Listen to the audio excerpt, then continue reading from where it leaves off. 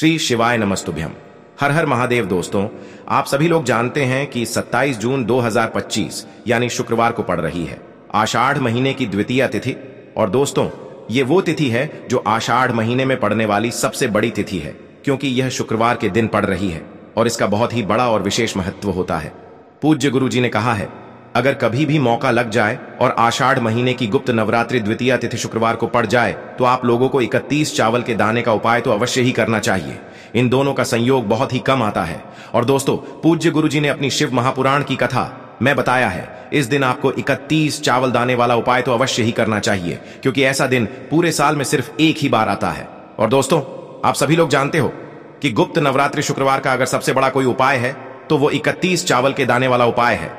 तो दोस्तों, इस शुक्रवार के दिन आप लोगों को इस 31 चावल दाने वाले उपाय को जरूर करना है।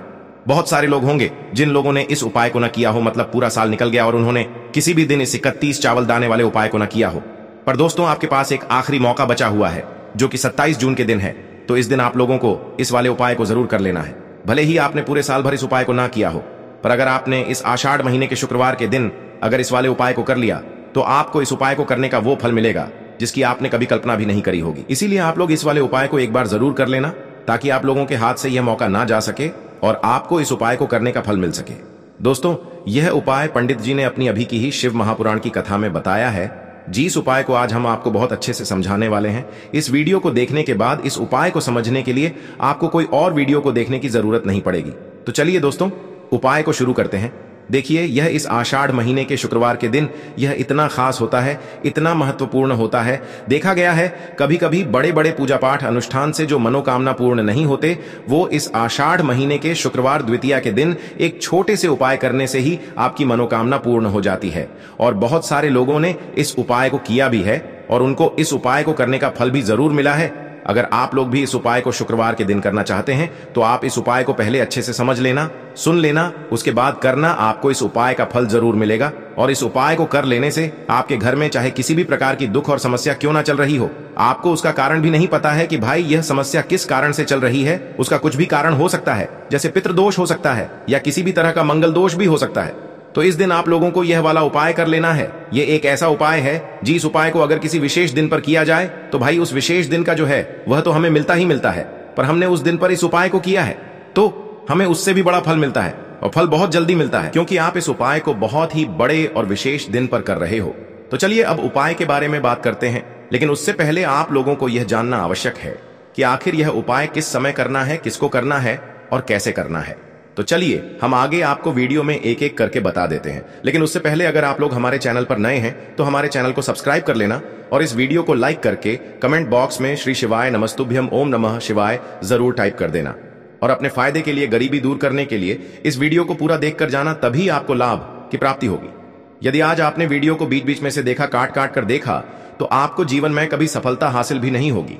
तो दोस्तों, इस 31 चावल के दाने वाले उपाय को हमें इस शुक्रवार के दिन कैसे करना है, किसको करना है, किस समय करना है और कहां पर करना है, ये सारे सवालों के जवाब आपको इस वीडियो में मिल जाएंगे। और जो ये वीडियो देखेगा भाई, उसको 31 चावल के दाने वाला उपाय जरूर करना चाहिए, क्योंकि इस दिन एक चावल के दाने का भी बहुत ही बड़ा और विशेष महत्व होता है।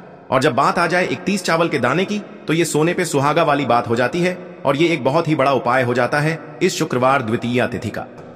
तो अब दोस्तों, इस 31 चावल के दाने वाले उपाय को आखिर करना किसको है, सबसे पहले हम लोग वो बात जान लेते हैं। तो देखो, घर की जो बड़ी माताएं बहनें होती हैं, उन माताओं बहनों में से कोई भी एक बड़ी माता बहन इस वाले उपाय को कर सकती है। और दोस्तों, अगर आप चाहें तो अपने घर में से सभी सदस्यों को भी इस उपाय को करवा सकते हैं। अगर किसी व्यक्ति की खुद की कोई मनोकामना है, खुद की कोई दुख और परेशानी है जो कि वह अपने लिए ही करना चाहता है, इस वाले उपाय को तो वह खुद अपने लिए भी कर सकता है। बाकी अगर कोई घर में से ऐसा है जो कि अपने पूरे घर परिवार की सुख और शांति के लिए ये वाला उपाय करना चाहता है, तो भाई वह भी कर सकता है। उसमें भी कोई दिक्कत वाली बात नहीं है। कहने का मतलब ये है कि इस उपाय को हर एक सदस्य भी कर सकता है और पूरे घर परिवार के सदस्य के लिए घर की बड़ी माताओं बहनों में से कोई एक माता बहन भी कर सकती है। माताएं बहनें अगर घर में उपस्थित न हो या वो यह वाला उपाय न कर पा रही हो, तो फिर घर का कोई बड्ढा सदस्य भी इस 31 चावल के दाने वाले उपाय को कर सकता है, चाहे फिर वह पुरुष ही क्यों ना हो। उसमें कोई भी दिक्कत वाली बात नहीं है। अब दोस्तों, इस 31 चावल के दाने वाले उपाय को हमें करना कहां पर है? हमें इसे शिव जी के मंदिर में जाकर करना है। बहुत सारे लोग प्रश्न करते हैं, हर एक उपाय को करते समय क्या हम इस उपाय को घर पर कर सकते हैं? तो इस वाले उपाय को आप घर पर नहीं कर सकते हो। इस वाले उपाय को करने के लिए आपको शिव जी के मंदिर ही जाना पड़ेगा। उसके बाद में दोस्तों, जो अगला प्रश्न निकल कर आता है वो यह आता है इस उपाय को लेकर कि आखिर इस उपाय को हमें किस समय करना है, सुबह के समय करना है कि शाम के समय करना है। तो देखो, इस वाले उपाय को आप लोग सुबह के समय भी कर सकते हो और शाम के समय प्रदोष काल में भी कर सकते हो। अब अगर आप पूछो कि भाई सबसे उत्तम समय कौन सा रहेगा इस 31 चावल के दाने वाले उपाय को करने का, तो हम आपसे बस यही कहेंगे कि इस उपाय को आप सुबह के समय करेंगे तो ज्यादा बेहतर होगा। बाकी अगर प्रदोष काल शाम के समय भी करेंगे तो भी अच्छा होगा, उसमें कोई भी दिक्कत वाली बात नहीं है। तो अब दोस्तों, जो अगली सबसे बड़ी और महत्वपूर्ण बात आती है वो यह आती है कि सुबह अगर हम उपाय को करेंगे तो हमें कितने बजे से लेकर कितने बजे तक के बीच में करना है, और शाम के समय प्रदोष काल में करेंगे तो हमें कितने बजे से लेकर कितने बजे के बीच में करना है। तो देखो, सुबह जितनी जल्दी हो सके आप उपाय को करने की कोशिश करना। बाकी अगर किसी कारणवश लेट भी हो जाओ, थोड़ी देर भी हो जाए, तो 10 या 11 बजे तक भी आप उपाय कर लेना, पर 12 बजे से ज्यादा देरी ना हो। ठीक है, इस बात का ध्यान रखना। उसके बाद में दोस्तों, अगर शाम के समय प्रदोष काल की बात करें, प्रदोष काल का जो समय होता है वो शाम के 6 बजे से शुरू हो जाता है। मतलब शाम के 6 बजे से लेकर 7 बजे के बीच का जो समय होता है, ये समय प्रदोष काल का समय होता है। पर अभी जो मौसम चल रहा है, इस मौसम में जो है शाम बहुत देरी से होती है। तो आप इस उपाय को 7 या 8 बजे के बीच में भी कर सकते हो। मतलब शाम के 6 बजे से रात 8 बजे के बीच में आप कभी भी इस वाले उपाय को कर सकते हो, उसमें कोई भी दिक्कत वाली बात नहीं है। अब दोस्तों, यहाँ पर इस उपाय को लेकर एक और सबसे बड़ी बात ये निकल कर आती है कि इस 31 चावल के दानों को हमें लेना कहां से होता है, और हमें इस उपाय को करने के साथ में क्या और कुछ भी सामग्री ऐसी होती है जो शिव जी के मंदिर लेकर जानी पड़ती है।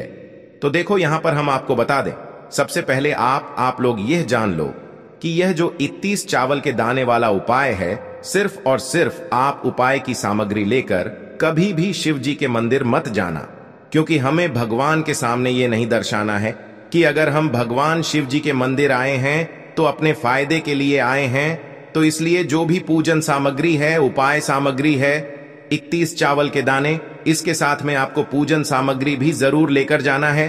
देखो, अगर सुबह के समय उपाय कर रहे हो तो सीधी सी बात है, 1 लोटा जल तो आप लेकर जाओगे ही जाओगे। वही 1 लोटा जल अगर मिट्टी का जल हो तो बहुत अच्छा रहेगा। मिट्टी का जल कैसे बनाया जाता है, इसके लिए हमने पहले से बहुत सारी वीडियोस बना दी है। आपके पास इस दिन एक आखिरी मौका रहेगा मिट्टी का जल शिव जी पर चढ़ाने का, और उपाय को करने का बहुत बड़ा आपको इस दिन फल मिलेगा।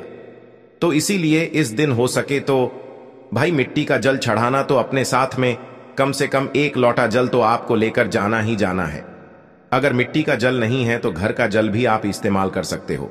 इसके अलावा जो भी पूजन सामग्री है, देखो 31 चावल के दाने ये अलग आपके रहेंगे, और जो आपकी पूजन सामग्री रहेगी वो अलग रहेगी।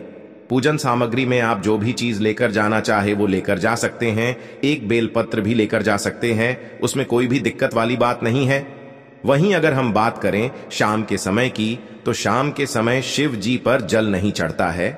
इसीलिए शाम के समय आप लोग एक दीपक तैयार कर लें, जो कि गोलबत्ती का, आटे का, शुद्ध देसी गाय का घी का होगा, है ना। इस बात का आप लोगों को ध्यान रखना है, और इस दीपक को आपको घर से जलाकर नहीं लेकर जाना है, भगवान शिव जी के मंदिर में जाकर ही जलाना है। इस बात का भी आप लोगों को ध्यान रखना है। अब दोस्तों, यहां पर हमें इस बात को समझना है कि यह 31 चावल के दाने हमें लेना कहां से है। क्या हमें दुकान से लेकर आना है, या हमें अपने घर से लेना है, या कहां से लेकर आना है, और कौन से चावल लेना है, क्योंकि चावल भी बहुत प्रकार के होते हैं। तो देखो, इन सभी सवालों के जवाब आप लोग एक बात में सुन लो कि भाई ये जो उपाय है, इस उपाय में आपको ये नहीं देखना है कि भाई कौन से चावल है, कौन से चावल नहीं है। बस जो भी चावल ले रहे हो वो चावल का दाना सबूत होना चाहिए।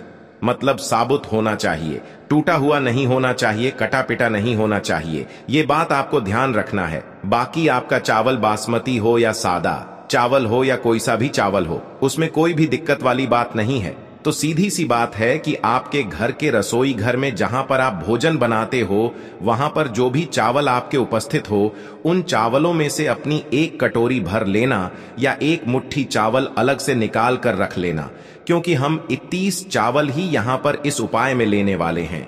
तो हमें यह चावल के दाने गिनकर निकालने पर डिढेंगे। इस बात का आप लोगों को ध्यान रखना है। तो अपने उस चावल की कटोरी में से या चावल में से 31 ऐसे चावल के दाने आप लोग निकाल लो जो कि टूटे हुए ना हो, कटे पिटे ना हो, जिनमें कोई दाग ना लगा हुआ हो, है ना। अच्छे साबुत चावल के दाने 31 दाने आप लोग निकाल कर रख लो और इन्हें किसी भी एक कागज की पुड़िया में या किसी एक छोटी सी कटोरी में आप लोग रख लो, ताकि यह सुरक्षित रहे, आपके एक भी चावल का दाना इधर उधर ना हो और आपका उपाय भी पूरा अच्छे से हो जाए। तो भाई जैसे ही आपका उपाय की जो सामग्री है, 31 चावल के दाने ये तैयार हो जाते हैं, उसके बाद मैं आपको जो भी अपनी पूजन सामग्री है सुबह के समय कर रहे हो, तो एक लोटा जल और एक बेलपत्र या पूजन सामग्री जो लेकर जाना चाहो उसकी भी तैयारी कर लेना। और शाम के समय जा रहे हो तो भाई अपना जो दीपक है उसे तैयार कर लेना, ठीक है। और उपाय को करते समय शुद्धता का विशेष रूप से ध्यान रखना, ठीक है। सुबह सुबह स्नान करने के बाद ही उपाय को करने की आप लोग तैयारी करना। उसके बाद अगर शाम के समय की बात करें तो शाम के समय आपको स्नान करने की जरूरत नहीं है, पर शुद्धता का ध्यान रखना है। आपको स्नान तो नहीं करेंगे, आप हाथ मुंह धोकर भी इस वाले उपाय को शाम के समय प्रदोष काल में कर सकते हैं, इसमें कोई दिक्कत वाली बात नहीं है। तो आप अपने उपाय की पूरी सामग्री तैयार करके आपके पास ही में जो आपका शिव मंदिर हो वहां पर पहुंच जाइए। सबसे पहले शिव मंदिर में जाकर आप लोगों को उपाय नहीं करना है, पहले भगवान के दर्शन करना है, भगवान से आशीर्वाद प्राप्त करना है, फिर शिव जी की शिवलिंग के पास में आना है। शिवलिंग के पास में आने के बाद आप जो पूजन सामग्री लेकर आए हुए हैं, जैसे कि सुबह गए हुए होंगे तो एक लोटा जल और जो भी पूजन सामग्री लेकर आए हैं आप उनसे भगवान शिव जी की पूजन कीजिए। सबसे पहले तो एक लोटा जल ही चढ़ेगा, फिर आपको एक बेल पत्र श्री शिवाय नमस्तुभ्यम का जाप करते हुए शिवलिंग पर चढ़ा देना है। उसके बाद में आपकी पूजन सामग्री चढ़ेगी। उसके बाद में अगर दोस्तों शाम के समय अगर आप इस उपाय को कर रहे हो तो अपने साथ में कम से कम एक जो दीपक है गोल बाती का जो आप अपने साथ में लेकर गए हो, उस दीपक को मंदिर में जाकर अपनी माचिस से जलाना है और उस दीपक को शिवलिंग के पास में रखना है, ठीक है।